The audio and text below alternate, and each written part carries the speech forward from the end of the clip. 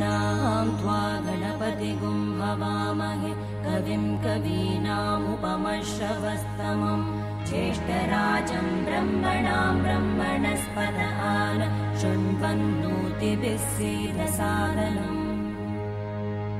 ॐ महागणपतये नमः।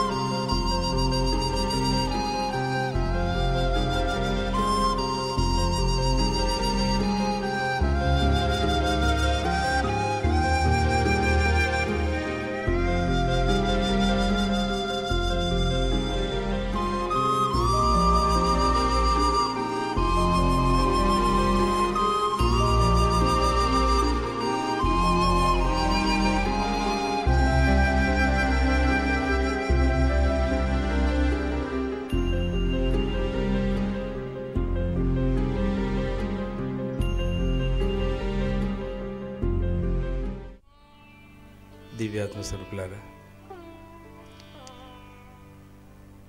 సాయి దివ్యలీల. సాయి గురించి చాలామందికి తెలుసు, కానీ ఫలితాలని అందుకున్నవారు కొంతమంది మాత్రమే. సాయిని ప్రార్థిస్తే, సాయి చరిత్రని చదివితే ఎన్ని కష్టాలు దూరమైతాయో చెప్పడానికి అంత సులభం కాదు. నా జీవితంలో సాయి చరిత్ర, అష్టోత్తరం పూజించడం వల్ల ఎంతోమంది బాగైపోయిన ఉన్నారు. వాళ్ళ కష్టాలు దూరం చేసుకున్నారు.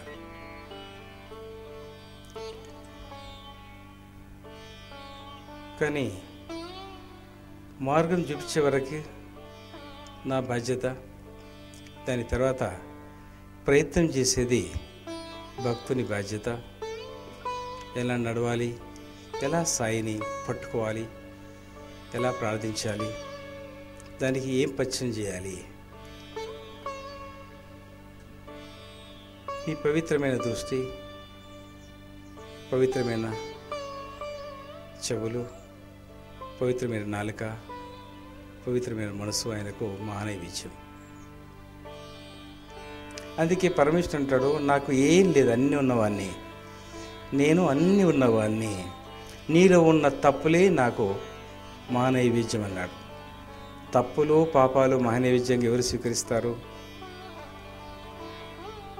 మన తండ్రి లేక తల్లి, మన గురుదేవుడే, మన భగవంతుడు. మన పనికిరాని నైవేద్యం చెడు చూసే కళ్ళు, చెడు మాట్లాడే నాలుక, చెడు వినే చెవులు, చెడు ఆలోచించే మనసు మా నైవేద్యంగా ఎవరన్నా అడుగుతారా? షిరిడి సాయికి ఒక్కడికే ధైర్యం ఉంది అది అడిగి తీసుకోవడానికి. ఆయన కరెక్షన్, ఆయన తిట్లు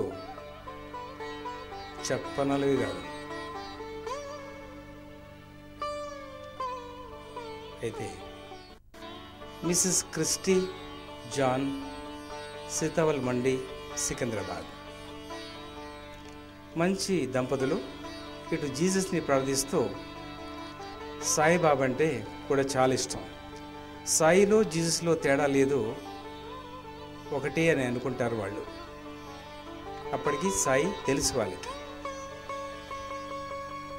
జీసస్ క్రైస్ట్ భక్తులు అయినప్పటికీ సాయి గురించి చక్కగా తెలుసు. ఆయన ఫోటో ఇంట్లో దాచుకుంటారు. వాళ్ళ మతస్థులు వస్తే ఏంటి అని అడగొద్దని ఇంట్లో దాచుకొని దాని మీద క్యాలెండర్ వేస్తారట. ఎగతాళి చేయొద్దు బాబని అని ఆ ఉద్దేశము, ఎగతాళి బాబని చేయవద్దు అనే ఉద్దేశం మీద జీసస్ని వదిలేసి ఏదో మొహమ్మదీని ఫోటో పెట్టుకుని అంటారు, లేక బికారి అంటారు, వాళ్ళ భాషలు ఏమంటారు. జాన్కి బోధకాలు, 2 బోధకాలు. ఆయన హైటు చాలా బలమైన హైటు, 6 ఫీట్ ఉండవచ్చు, లేక 6 ఫీట్ల కొంచెం తక్కువ ఉండొచ్చు. ఆయన మోదకాళ్ళు లగ్నమైన 3 మాసాలకే మొదలయ్యాయి. ఆ మోదకాలు ఇంతో అంతో కాదు, బోధకాలు మోదకాళ్ళు. పైలేరియా అనే జబ్బు లోపల చేరుతుంది. అది దోమకాటు వల్ల. అందరికీ కాదు, అలాంటి దోమ అందరికి కరుస్తుంది. ఆ దోమలో మహాదోమ, కర్మదోమ, పాపకర్మదోమ ఏదో ఆయనకు కాటు వేసింది. కాళ్ళు ఇంత దొడ్డు, ఏనుగు కాళ్ళ కంటే కూడా ఇంకా కొంచెం పెద్ద ఏనివే, వికారంగా. శరీరం ఎంత, ఈ కాళ్ళు ఇంత వెడల్పు. నడవలేకపోతుండేవాడు, దాన్ని మోయడం కష్టమయ్యేది. ఎప్పుడు ఏడ్చుకునేవాడు, 10 మందిలో తిరిగేవాడు కాదు, తప్పించుకునేవాడు. దాని తర్వాత ముందు రాగా ఇంకా జబ్బు తీవ్రంగా పెరిగిపోతుంది. డాక్టర్ల దగ్గర సమాధానం, దీనికి ఔషధము లేదు. మరి ఎలా బ్రతకాలి నేను, నా జీవితం ఏంటి? ఈ కాళ్ళని మోయడం కష్టమవుతుంది. కాలు లేపి పెట్టేంత వరకు 1 మైల్ నడిచినట్టు అనిపిస్తుంది. కొంత దూరం నడవగానే లేపడము అలసటైపోతుంది, ఆయాసం అయిపోతుంది. మరి వారానికి 2 సార్లు ఇంజెక్షన్లు, మందులు వాడవలసి వస్తుంది. వారానికి 2 సార్లు ఇంజెక్షన్లు, మందులు. పచ్చం చేయాలి. అలా ఓర్చుకుంటున్నాడు, కష్టపడుతున్నాడు. ఒక్కరోజు విసుకొచ్చింది. 4 రోజులకి 3 రోజులకు కూడా జబ్బు ముదిరిపోయింది. మాటికి చలి రావడం మొదలైంది. అన్నం తినలేడు, చేదు నోరు, అన్నం తినలేడు. జ్వరం తగ్గిన తర్వాతనే కొంచెం అన్నం తినగలడు. ఇటు 2 కాళ్ళని, బోధకాలని మొయ్యాలి. ఈ జన్మ కర్మదోషము కాళ్ళల్లో దూరి మోపిస్తుంది. గాడిద మూతలాగా మోస్తున్నాడు. ఒకరోజు tank bund, Hussain Sagar, Secunderabad tank bund వద్ద కూర్చున్నాడు. కూర్చుని ఆలోచిస్తున్నాడు. ఈ వ్యాధి నాకు తగ్గది అని అందరూ డాక్టర్లు అన్నారు. కానీ నా భార్య మాత్రం నా గురించి బ్రతుకమని అంటది. చచ్చిపోవాలని ఎన్నోసార్లు చెప్పినా నా గురించి బ్రతకాలి, నేను ఎలా బ్రతకాలి? పిల్లలు పెద్దవారు అయిపోయారు, వాళ్ళ పనులు వాళ్ళు చేసుకుంటూ ఉన్నారు, మీరు తప్ప నాకు ఎవరికా అని ఎప్పుడు ఏడ్చేది. చాలా మంచి భార్య దొరికింది ఆయనకి, పేరు క్రిస్టీ. అక్కడ కూర్చొని ఆ మాట ఆలోచిస్తున్నాడు. కూర్చొని నిర్ణయం తీసుకున్నాడు. పేపర్ తీసుకువెళ్ళాడు వెంబడి. నా చావు కారణం ఎవరై ఉండరు, నా భార్యతో కానీ, నా పిల్లలతో కానీ, స్నేహితుల బంధుతో కానీ, శత్రువులు నాకెవరు లేనే లేరు. బాధ భరించలేక నేను హుస్సేన్ సాగర్లో పడి చావాలి అని నిర్ణయం తీసుకున్నాను, పడబోతున్నాను అని లెటర్ రాశాడు. తన జేబులో ఉన్న పర్సును తీసి అక్కడ పెట్టాడు.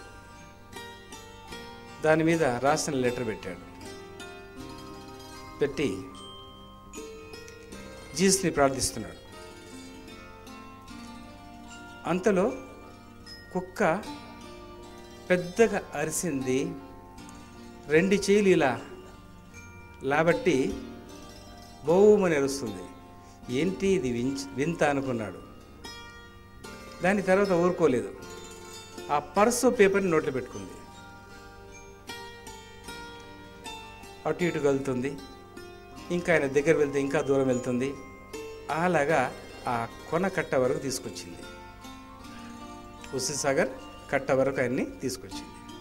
పర్సు దగ్గర ఉండిపోయా, లెటర్ ఉండిపోయా. పర్సు పోతే పర్లేదు, లెటర్ పైన అది. నేను చనిపోతే ఎలా అని కుక్కెంబడి పరిగెత్తాడు. దాని తర్వాత ఆ పర్స్ ఆ కుక్క తీసి ఇలా పడేసి మళ్ళీ ఇలా ఓ అని అరుస్తుంది. భాష అర్థం కాలేదు, అర్థం కాదు. దాని తర్వాత ఆయన ఇంటికి ఏ స్థలం నుంచి వెళ్ళాలో, ఏ దారి నుంచి వెళ్ళాలనో అటు మళ్ళీపోయింది. అప్పుడు చావద్దనుకున్నాడు. రిక్షా వ్యక్తి వచ్చాడు. అక్కడే రిక్షా వచ్చాడు. आओ आपकी बीवी पास लेके जाते అంటున్నాడు. ఆయన ఏమంటాడంటే आओ आपकी बीवी के पास लेके जाते, రండి మీ భార్య దగ్గర తీసుకువెళ్తాను. క్రిస్టి రిక్షా పంపించింది. కూర్చోబెట్టు అనుకున్నాడు. మా బస్తీవారు అయి ఉంటాడు, నా భార్య పంపిందేమని కూర్చొని వెళ్ళిపోయాడు. వెళ్ళిపోయి ఇంటికి వెళ్ళి భార్యను పట్టుకొని ఏడ్చాడు బాగా. ఈరోజు ఒక నల్లటి కుక్క చేష్టలు విచిత్రమైనవి. నా తల్లిగానో అన్నగానో నా ఆపద్ బాంధవులాగానో నా జీససే వచ్చిండేమో నన్ను చావకుండా చేశాడు అని ఆ విషయాలన్నీ చెప్తూ ఉన్నాడు. అప్పుడు ఈ విషయాలన్నీ విన్న మిసెస్ క్రిస్టి సుమాతా సుశీలమ్మ అని సితాల్మండ్లో ఉంది. ఆమె బాబా భక్తురాలు, మొండి భక్తురాలు. వ్రతాలు ఎన్నో చేస్తుంది, మాట మీద నిలబడుతుంది. చాలా మొండి భక్తురాలు, బాబు మీద మొండి విశ్వాసం. ఆమె దగ్గరికి వెళ్ళి విషయాలంతా చెప్పగానే, నీ భర్తని రక్షించుకోవాలంటే నాకు పూర్తి విశ్వాసం సాయిబాబా మీద ఉంది, నా గురుగారి మీద ఉంది. ఇది తీసుకువెళ్ళు, ఎలా తగ్గదో చూస్తా ఆ వ్యాధి అనే మాట గట్టిగా మాట్లాడింది. భక్తుడు పొరపాటున మాట ఇచ్చిన భగవంతుడు కాపాడవలసిందే.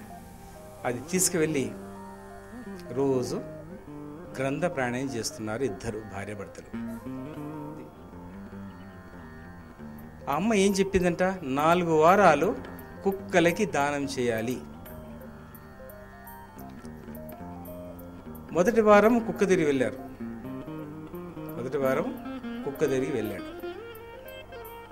వెళితే కుక్క కనబడుతుంది కానీ కుక్కలు కనబడడం లేదు. సుమాత సుశీలమ్మని మళ్ళీ అడిగి రమ్మన్నది. అమ్మ ఒకసారి వెళ్ళు అడుగు ఆ సుశీలమ్మని, కుక్కలా మళ్ళీ ఏం పోయిన కుక్కలు అన్నదట. కుక్కలు అంటే చాలా కష్టంగా కుక్కలు ఒక దగ్గర కనబడుతున్నాయి. కుక్కలు ఎక్కడ ఎక్కువ ఉంటే అక్కడ వెళ్ళిపోయేవాళ్ళు. వెళ్ళిపోయి అక్కడ పంచేది. కుక్కలకు తన భార్య ఒక దిక్కు పంచేది, తన కూడా జాన్ కూడా ఒక దిక్కు పంచేవాడు. ఒక్కరోజు కుక్కకు పంచాలనుకున్నప్పుడు కాకులు ఎక్కువ కనబడ్డాయి. అయితే కుక్కలతో పాటు కాకులకు కూడా పెట్టాలనుకున్నాడు, పెట్టాడు. మళ్ళీ అక్కడ అనుమానం ఆయనకి. అలా పెట్టి చెత్త దిక్కు కుక్కలు ఉండేను. ఒక కట్టె చెక్కకి, ఇంత పెద్ద కట్టె చెక్కకి ఒక మొల గుచ్చుకుపోయింది లోపల నుంచి.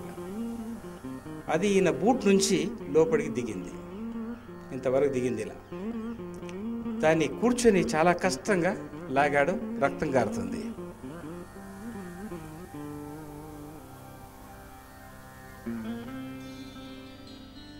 అప్పుడు ఒక ఆవు పరిగెత్తి వచ్చి తన చేతిలో ఉన్న ప్రసాదాన్ని లాక్కుంది. కుక్కలకేసే ప్రసాదం కాకుండా ఇంకా వేరే ప్రసాదం తిను బండారం ఏదో అయి ఉంటుంది ఆయన దగ్గర, అది లాక్కుంది. లాక్కొని పరిగెత్తుంది ఆవు. ఈయన పరిగెత్తుండు. బహుశా అది హ్యాండ్ బ్యాగ్ అయి ఉంటుంది, బట్ట బ్యాగ్తో చేసింది ఉంటుంది. ఈయన పరిగెత్తున్నాడు. పరిగెత్తి దాన్ని ఆవుని పట్టుకున్నాడు. పట్టుకొని నోటి నుంచి లాక్కున్నాడు. లాక్కొని తీసుకువెళ్ళాడు ఇంటికి. మరి ఇలా రోజు సాయి చరిత్రని చెప్తున్నారు. బాబు మీద ఎంతో ఆశ పెట్టుకున్నారు. బాబా బ్రతికించు, లేక మమ్మల్ని ఇద్దరిని ఒకేసారి చంపు అని ప్రార్థన తర్వాత ఇదే ప్రార్థిస్తారట, ఇద్దరిని ఒకే పారి తీసుకువెళ్ళు.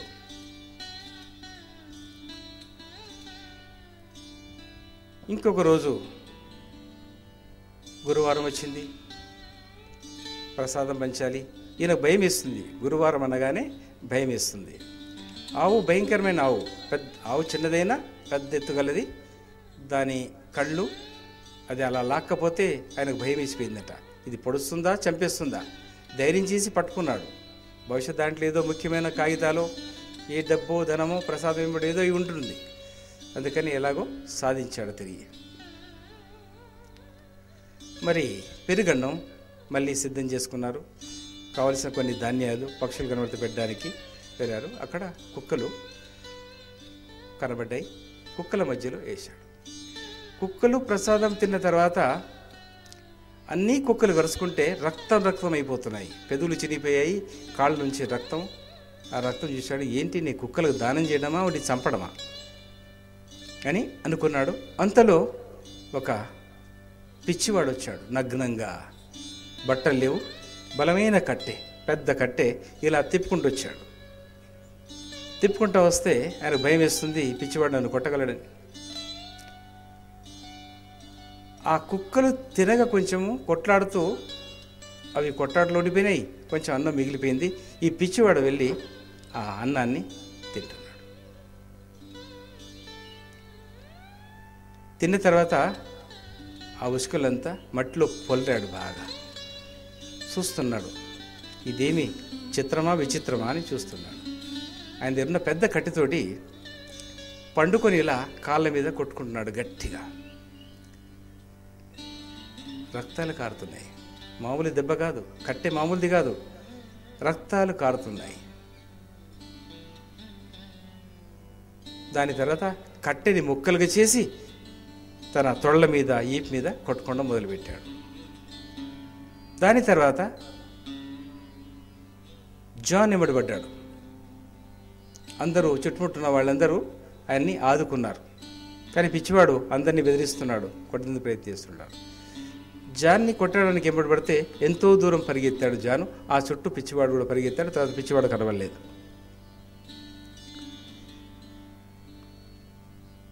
మరి ఒక గురువారం వచ్చింది, బలమైన గురువారం. సాయంకాలం 5 గంటలకు బాబా చరిత్ర మొదలుపెట్టాడు. 6 అయింది. బాబా చరిత్ర ఏం మొదలుపెట్టాడు? మళ్ళీ తిరిగి చాంద్ భాయ్ పటేల్,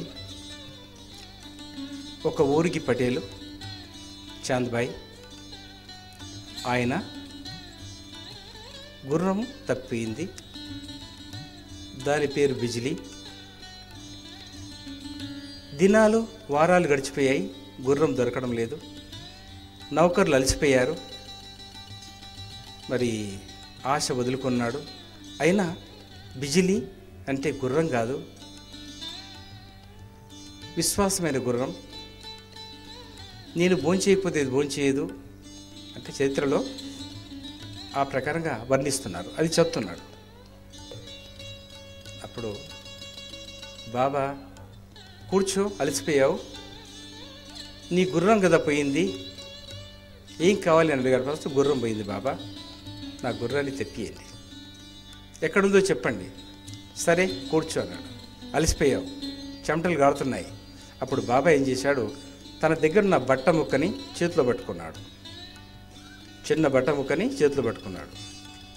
చిలుము పీల్చాలంటే బట్ట ముక్క కావాలి, దానికి అడ్డం పెట్టడానికి, ఇట్లా పెట్టి తాగడానికి. అప్పుడు బాబా తన దగ్గరున్న సటకాని అలా పెట్టాడు. అంతలో చాంద్బాయి పటేల్ ఏమనుకున్నాడు, బాబాకి నీళ్లు తేవాలని ఇలా చూస్తున్నాడు. ఎక్కడన్నా బావి ఉందా, ఎక్కడ చెరువు ఉందా అని చూసేవరకు బాబా తీసి నేల మీద కొట్టాడు సటకాని. కొట్టగా నీరు చాలా పెద్ద నీరు వెళ్తుంది అక్కడ. చిన్నగా కాదు, తేడా పదన కాదు, చాలా పెద్ద నీరు పొంగుతుంది అక్కడ. అప్పుడు దాంట్లో తడిపి పూర్తిగా శుభ్రపరిచి పెండేసి సెలుగు పెట్టాడు. దాని తర్వాత సురపొంగ అనే పొగాకుని బాబు వాడేవాడు. సురపొంగ అంటే ఎంపలి ఆకుని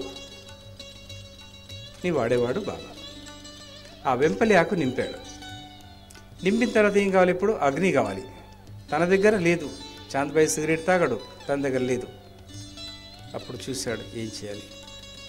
ఈయన ఆలోచిస్తున్నాడు, ఎక్కడి నుంచి అన్న తీవాలా, అగ్ని ఎడక రావాలన్నా, లేక బాబా దగ్గర ఉందో వెయిట్ చేస్తాం, చూద్దాం. కొంచెం అలా చూశాడు. మరి అదే సట్కాని నీరు మీద కొట్టాడు. దాంట్లో నిప్పు కర్రలు మొదలయ్యాయి. మంట, పెద్ద మంట. దాని నుంచి ఒక్క నిప్పు కర్రను తీసుకొని సిగార్ మీద పెట్టుకొని, చుట్ట మీద పెట్టుకొని బాగా కాల్చాడు బాబా. గుర్రం కర్మదోషాన్ని కాల్చాడో, లేకుంటే చాంద్బాయి రాబోయే కర్మదోషాన్ని కాల్చాడో, మరి కాల్చాడు. ఎప్పుడైతే బాబా కింద నీటిలో సటకా కొట్టాడో, అప్పుడు బాబా సటకా కొట్టాడని చదివాడు జాన్. అలా చదువుతుండగానే ఒక మెరుగుడు తన కళ్ళకు పోయినట్టయింది. ఆయనకు 20 సంవత్సరాల నుంచి రేచీకట్లు. వెలుగుంటేనే చూడగలడు, కొంచెమైనా వెలుగుంటేనే చూడగలడు, లేకుంటే రాత్రి చూడలేడు. పట్టుకొని పోవాలి ఆయన్ని. అదొక జబ్బు. బయలుతో పాటు ఆ జబ్బు కూడా ఆయనకు ఉంది. అది ఒక చిన్న మెరుగుడు కంట్లో పడ్డట్టు అనిపించింది. అప్పుడు 5 నుంచి చదవడం మొదలుపెట్టాడు. 6 అయింది. ఈ చదువు చీకటైంది. చీకటైనా చీకట్లో చూడగలుగుతున్నాను. క్రిస్టీ మై దేఖ్ సక్తాం, నేను చూడగలుగుతున్నాను, నాకు రేచీకట్లు లేవు అని తన గంతులు వేస్తున్నాడంట గదిలో. ఇది ఇంతవరకు చదివాడు. చదివిన తర్వాత ఎక్కడ లేని సంతోషం అయిపోయింది వాళ్ళకి. రేచీకట్లు తొలిగిపోయాయి, చూడగలను వెలుగు లేకుండా. మరి ఇంకొక దినం గురువారం వచ్చింది. ఆ గురువారం ప్రసాదం తీసుకొని వెళ్ళాలి. ప్రసాదం తీసుకొని వెళ్ళాడు. వెళ్ళిన తర్వాత కుక్కలకంతా ప్రసాదం వేయాలని అనుకున్నాడు. ఆడ వెళ్ళగానే కుక్కలన్నీ పరిగెత్తిపోతున్నాయి, ఒక్క కుక్క లేదు. ఇంకా తిరుగుతున్నాడు, అలసిపోయాడు, చెమట గారుతుంది, ఏం చేయాలి. ట్యాంక్ బండ్ మీద, హుస్సేన్ సాగర్ కట్ట సికింద్రాబాద్ మీద కలిసిన కుక్క, పర్సు దొంగిలించిన కుక్క, ప్రాణాన్ని రక్షించిన కుక్క, అదే రకమైన కుక్క వచ్చి నిలబడ్డది. నిలబడి కాళ్ళు లేవడుతుంది. అవి కాళ్ళు కావు, 2 చేతులు లేవడు.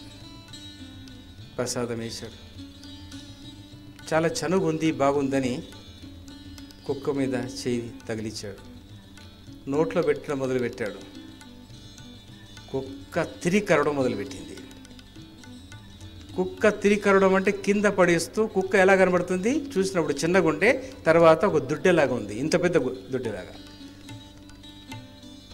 పొల్లేస్తూ కలిసి మాంసం అంతా గుంజేస్తుంది. మాంసం పూర్తి గుంజడం కాదు, ఎక్కడ పడితే అక్కడ కాటు వేస్తుంది, రక్తం గారుతుంది. పెద్దగా అరుస్తున్నాడు. ఎవరు జనము ముందుకు రావడం లేదు, భయపడిపోతున్నారు. కనబడ్డ వాళ్ళు తక్కువ వాళ్ళు ఉండవచ్చు, అక్కడ భయపడిపోతున్నారు. అప్పుడు పొల్లుతున్నాడు, భరించలేకపోతున్నాడు. అప్పుడు సాయిబాబా నన్ను రక్షించవా అన్నాడు. సాయిబాబా నన్ను రక్షించవా అన్నాడు. రాగానే అక్కడ కుక్క మొట్టమాయమైపోయింది. గుర్తుపట్టిన వ్యక్తి కూడా వచ్చాడు, రిక్షలు వేసుకున్నాడు.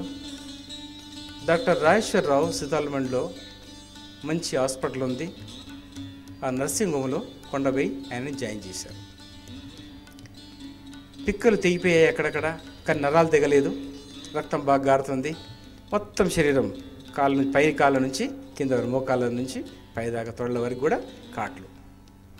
ఒక్క కాటు బహుశా మెడ మీద పడి ఉంటుందేమో, దానికి కారణం ఏమై ఉంటుందో తెలియదు. దాని తర్వాత డాక్టర్ చెప్పాడు, ఇది విషం అయిపోతుంది, కుక్క ఎలాంటిదో తెలియదు, మరి విషానికి ఇంజెక్షన్ ఇస్తాం, దాని తర్వాత ఏటీఎస్ ఇంజెక్షన్లు అవన్నీ ఇస్తాం, విషం కాకుండా. గ్లూకోజ్ ఎక్కిచ్చారు. రక్తం పోయిందేమో అని గ్రూప్ ఏదో అడిగారు. అనేది ఓ పాజిటివ్ అంట బ్లడ్ గ్రూప్. అది దొరకడం కష్టమైంది. బ్లడ్ ఎక్కించే అవసరం పడలేదు. మరి అట్లా 8 రోజులు పెట్టుకోవాలి అని డాక్టర్ చెప్పాడట. తన భార్య అక్కడే ఉంది. ఈ సుమాత సుశీలమ్మ అక్కడ వెళ్ళింది. అయ్యో సాయిబాబా, నేను ఎంత పెద్ద పొరపాటు చేస్తే, నేను కుక్కకి పెరుగన్నం పెట్టండి, సాయిని పూజించండి అని చెప్తే ఇలాంటి కష్టాలని కొని తెచ్చుకున్నట్టు అయిపోయింది. బస్తీలో ఉన్నవారు నన్ను ఏమంటారో, ఈయన చనిపోతే అని అక్కడే చిన్న బాబా ఫోటో తీసుకెళ్ళి ఆయన తల దగ్గర పెట్టి ప్రార్థిస్తుందట.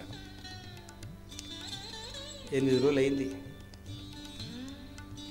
గాయాలు మానాయి.